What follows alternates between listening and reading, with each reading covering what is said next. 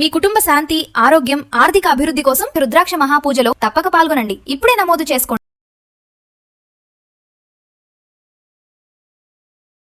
ప్రస్తుతం మనతో పాటు ఉన్నారు మంత్రశాస్త్ర పండితులు బ్రహ్మశ్రీ కొండవీటి దత్తాత్రేయ శర్మ గురువు గారు. వారి ద్వారా విందాం ఒకసారి. గురుగారు నమస్కారం. నమస్కారం.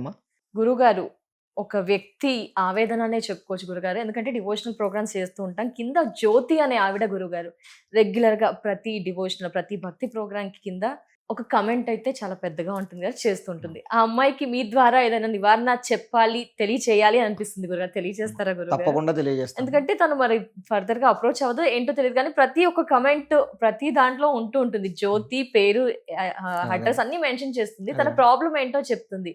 గురుగారు చెప్పండి చెప్పండి అని అలా అడుగుతూ ఉంటుంది. మిమ్మల్ని అడగాలనిపించేస్తుంది, అడిగేస్తుంది. జ్యోతి గురుగారు తన పేరు. యాక్చువల్ గా తను ఏమంటుందంటే, నేను రెగ్యులర్ గా పూజ చేస్తాను, దాంపత్య జీవితం బాగాలేదు, ఫైనాన్షియల్ గా సెటిల్మెంట్ లేదు, ఆస్తి రావాల్సి వచ్చింది అది కూడా రావట్లేదు, బాగా గొడవలు అవుతున్నాయి. అండ్ చూసుకుంటే ఇంట్లో కూడా మనశ్శాంతి ప్రశాంతత లేదు, హస్బెండ్ వైఫ్ కి కూడా గొడవలు అవుతున్నాయి. దేవుణ్ణి రోజు ప్రే చేస్తున్నా, దేవుడు నన్ను ఎందుకు కనిపించట్లేదు అని దేవుణ్ణి నెగిటివ్ గా అనడం జరుగుతుంది. At the same time positive గా కూడా ప్రే చేస్తున్నాను. దీనికి ఏంటి గురువు గారు? అమ్మాయికి ఏమైనా సొల్యూషన్, జ్యోతి గారికి ఏమైనా సొల్యూషన్ ఉంటుంది అంటారా?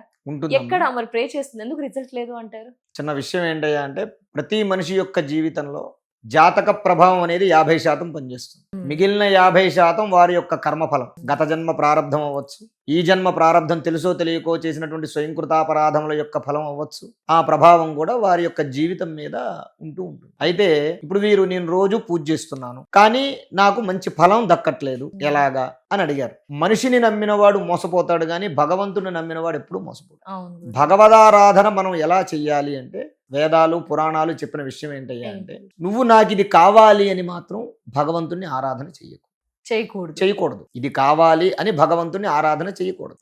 భగవంతుడు ఏ సమయంలో ఏది ఇవ్వాలో అది ఇస్తాడు. భగవదారాధన ఎలాంటిదయ్యా అంటే, మన లౌకిక విషయంలో చెప్పుకోవాలి అంటే, మనం బ్యాంకులో వేసినటువంటి ఫిక్స్డ్ డిపాజిట్ లాంటిది. అంటే పిల్లల భవిష్యత్తు గురించి ఓ 10 ఏళ్ల తర్వాత, లేదా వాళ్ళకి 5 ఏళ్ల తర్వాత వాళ్ళ చదువు కోసమో, వాళ్ళ విద్య కోసమో, ఉద్యోగం కోసమో మనం డబ్బులు దాచుకుంటూ ఫిక్స్డ్ డిపాజిట్లు చేస్తూ ఉంటాం. ఈ భగవదారాధన కూడా అంతే. ఏంటి, భగవంతుడు మీరు ఇంతకాలంగా చేస్తూ ఉన్నారు, దీంట్లో నాకు కొన్ని అనుమానాలు ఉన్నాయి.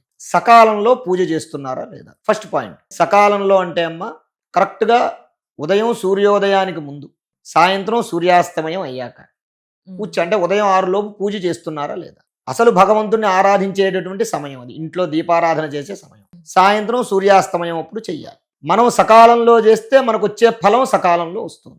నా పనంతా అయ్యాక పిల్లల్ని పంపించి, భర్తను పంపించి, నేను ఎప్పుడో 10ంటికి 11ంటికి నేను 100 సార్లు లలితా సహస్రం పారాయణం చేశాను, 1000 సార్లు విష్ణు సహస్రం పారాయణం చేశాను అని అంటే, నీకు ఎప్పుడైతే కాలాతీతం అవుతుందో నీకు వచ్చే ఫలం కూడా కాలాతీతంగానే వస్తుంది. అంటే నువ్వు టైం దాటిపోయి ఎప్పుడైతే చేస్తావో నీకు వచ్చేటటువంటి అది కూడా ఆలస్యంగానే వస్తుంది, ఫలితం కూడా. కాబట్టి ఎవరైనా కానివ్వండి, ఈ అమ్మాయినే కాదు, జ్యోతి గారే కాదు, ఎవరైనా సరే సూర్యోదయానికి ముందు అంటే 6 గంటల లోపు ఇంట్లో పూజ అయిపోవాలి. సూర్యాస్తమయం అయిన తర్వాత దీపారాధన చేయాలి.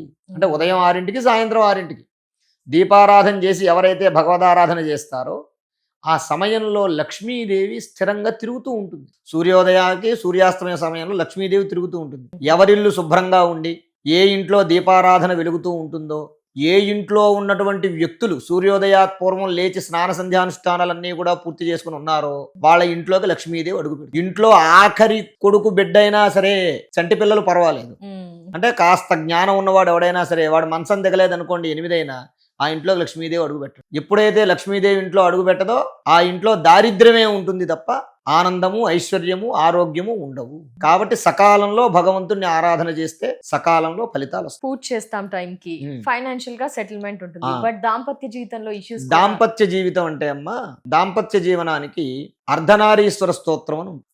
అర్ధనారీశ్వర స్తోత్రం రోజు కూడా ఎవరైనా సరే, ఇది మీరు అడిగిన ప్రశ్న వీరికనే కాదు చాలా మంది అడుగుతూ ఉంటారు, ఇది యూనివర్సల్ సమస్య. అందులో ఇప్పుడున్నటువంటి పరిస్థితుల్లో ఈ ఉద్యోగాలనివ్వండి, వ్యాపారాలనివ్వండి, ఇద్దరికి దాంపతులు ఇద్దరికి కూడా అంత అన్యోన్యత, 100కి 99.9% అన్యోన్యత లేనటువంటి కాపురాలే ఇప్పుడు నడుస్తూ ఉన్నాయి. ఎందుకు అంటే ఒకరినొకరు అర్థం చేసుకోకపోవడం వల్ల కలిగే విషయాలు. దీనికి ఏం చెయ్యాలి అంటే, పటిక బెల్లం తీసుకుని దాన్ని పొడిగా చేసుకోవాలి. పటిక బెల్లం పొడిగా చేసుకుని ప్రతిరోజు కూడా అర్ధనారీశ్వర స్తోత్రం పారాయణం చేయాలి. స్త్రీలు వీలైతే ఇద్దరు పురుషులు ఇద్దరు చేస్తే ఇంకా మంచిది. చేసి ఒక చిన్న పళ్ళెంలో, చిన్న ప్లేట్లో కానీ చిన్న గిన్నెలో కానీ 1 చెంచానో 2 చెంచాలో ఈ పటిక బెల్లం వేసి పొడి వేసి భగవంతుడికి ఈశ్వరుడికి నివేదన చేసి పార్వతీపురం నివేదన చేసి ఆ ప్రసాదాన్ని ఇద్దరు తినాలి. ఓకే గురు. అలా ఎవరైతే చేస్తారో వారికి అర్ధనారీశ్వరుడు అంటే ఏంటి, శివుడు వేరు శివుడు. శక్తి వేరు కాదు. ఇద్దరు కలిసిమెలిసి ఎలాగైతే ఉంటారో మ్మ్. ఆ రకంగా ఆ దంపతులు కూడా కలిసిమెలిసి ఉంటారు. ఇది ఈ ప్రభావం ఒక 6 నెలల తర్వాత నుంచి కనపడడం మొదలు పెడుతుంది. ఇప్పుడు మొదలు పెడితే ఇప్పుడే అయిపోతుంది అనేటటువంటి, ఎందుకంటే అరిచేతిలో వైకుంఠం చూపించేటటువంటి కబుర్లు చెప్పకూడదు. దాని షడ్భిర్మాసై ఫలం లభేత్.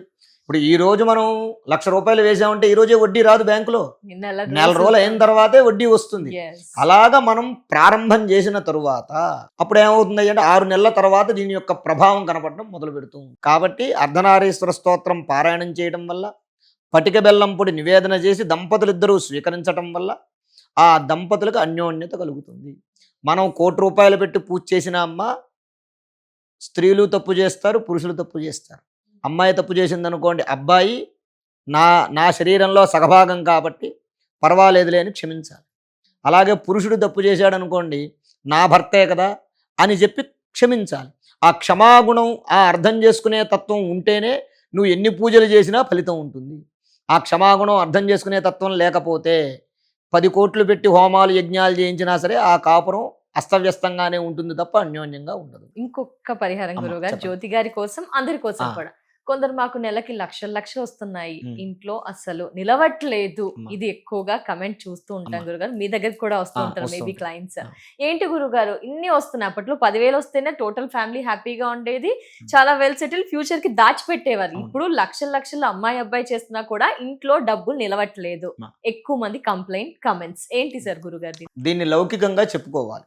డబ్బు ఆగట్లేదు అంటే మనం శాస్త్రపరంగా చెప్పుకున్నా అంటే జాతకంలో వ్యయస్థానం బలహీనంగా ఉంటే, ఖర్చు స్థానం గనక బలహీనంగా ఉంటే సంపాదన ఉంటుంది కానీ దానికి తగ్గ ఖర్చు ఉంటుంది. ఓకే గురుగారు. అది ఒకటి. లౌకికంగా అంటే మనం వాడుకలో చెప్పుకోవాలి అంటే గనక ఆడంబరమైనటువంటి జీవితాల కోసం అనవసరమైనటువంటి ఖర్చులు పెట్టుకోవడం మానేస్తే డబ్బు స్థిరంగా ఉంటుంది. మ్మ్. ₹10 పెట్టే దగ్గర నేను ₹100 పెడతాను అనేటటువంటి భావనలో ఉన్నవాడికి నువ్వు ఏం చేసినా సరే నీ దగ్గర డబ్బు నిలవదు. కోటి ఇచ్చినా నిలవదు. మ్మ్. అయితే కష్టపడి పనిచేసే వాళ్ళు ఉంటారు. దానికి ఏం చెయ్యాలి? డబ్బులు వస్తున్నాయి, వారు అన్నట్టుగా ₹1,00,000 వస్తుంది, ఏం చెయ్యాలి అని అంటే దానికి జాతకంలో గనక ఇందాక చెప్పాను, ఖర్చు స్థానం బలహీనంగా ఉంటే డబ్బులు డబ్బులు ఆగవు. ఖర్చు స్థానం బలహీనంగా ఉంటే డబ్బులు ఆగవు. అది బలంగా ఉంటే మాత్రం డబ్బులు ఆగుతాయి. అంటే మంచి బలమైన గ్రహం ఉండాలి, అంటే ఖర్చుని కంట్రోల్ చేయగలిగేటటువంటి గ్రహం ఉండాలి. అలా కాకుండా వేరే వేరే గ్రహాలు ఉన్నాయనుకోండి, అంటే బలహీనమైనటువంటి గ్రహాలు కొన్ని గ్రహాలు ఉంటాయి జాతకంలో, అవి ఉంటే గనక డబ్బులు ఆగవు అనమాట. ఆగాలంటే ఏం చేయాలి? డబ్బులు వస్తున్నాయి, రావడం వస్తున్నాయి కానీ ఆగట్లేదు. దాన్ని లిక్విడ్ క్యాష్ గా ఉంచుకోకుండా వస్తు రూపేణ కానివ్వండి, భూమి రూపేణ కానివ్వండి కొనేసుకో. నీ దగ్గర డబ్బు ఆగట్లేదు కానీ వస్తువు ఆగుతుంది. కాబట్టి ₹1,00,000 వచ్చింది, ఓ 25,000 తీసి ఓ బంగారము లేకపోతే దాచుకుని ఏదైనా కొద్దిగా స్థలం లాంటిదో ఏదైనా మనం గనక అలా తీసుకుని పెట్టుకుంటే అది మనకి ధన రూపేణ అవసరమైనప్పుడు ఉపయోగం. ఆ రకంగా మనం ఖర్చుని నియంత్రణ చేసుకోవచ్చు.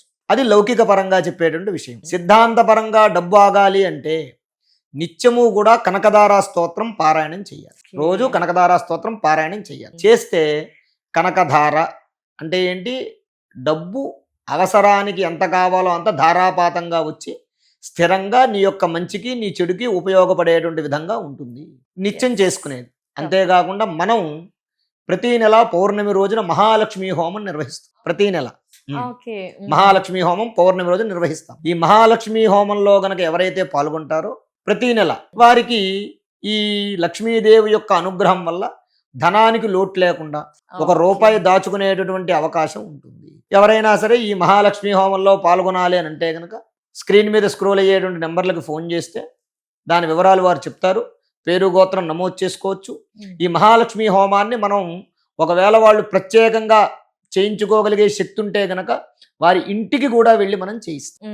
అంటే మనం ఆన్లైన్ ద్వారా మనం చేయటమే కాదు, ఇళ్లల్లో కూడా ఎవరైనా సరే మేము చేసుకుంటామండి అంటే చక్కగా మనం ఇంటికి వెళ్ళి ప్రత్యేకంగా వాళ్ళ ఇంట్లో మహాలక్ష్మీదేవి ఆవాహన చేసి ఆహా. అది ఒక రోజు మొత్తం టైం పడుతుంది. మ్మ్. అది దానికి మహాలక్ష్మి కల్పం అని ఒక పూజ ఉంటుంది. ఓకే. అది చేసుకుంటే సంవత్సరానికి ఒకసారి కనుక అది ఎవరైనా చేసుకుంటే ఆ సంవత్సరం అంతా ఇంకా వాళ్ళకి డబ్బుకి లోటు లేకుండా ఉంటుంది. వాళ్ళు ఏ వ్యాపారం చేయనివ్వండి, నష్టం అనేది లేకుండా ఓ. వాళ్ళ యొక్క జీవితం సాఫీగా సాగిపోతుంది. ధన్యవాదాలు గురువు గారు. ధన్యవాదాలు. చాలా నమస్కారం. సో జ్యోతి గారు, మీ కమెంట్ కి, మీ ఆవేదనకి ఆన్సర్ దొరికిందనే అనుకుంటున్నాను. ఇంకా ఏమైనా జాతకరీత్యా ఎక్కువగా ఇబ్బందులు ఉన్నా, మీలో ఎవరికైనా ఇంకా జాతకరీత్యా ఏమైనా ప్రభావం, మంచి ఫలితాలు కావాలి, ఇబ్బందులు ఉన్నాయంటే కనుక స్క్రీన్ పై ఉన్న నెంబర్కి కాల్ చేసి మిగతా డీటెయిల్స్ ని తెలుసుకోండి. నమస్కారం.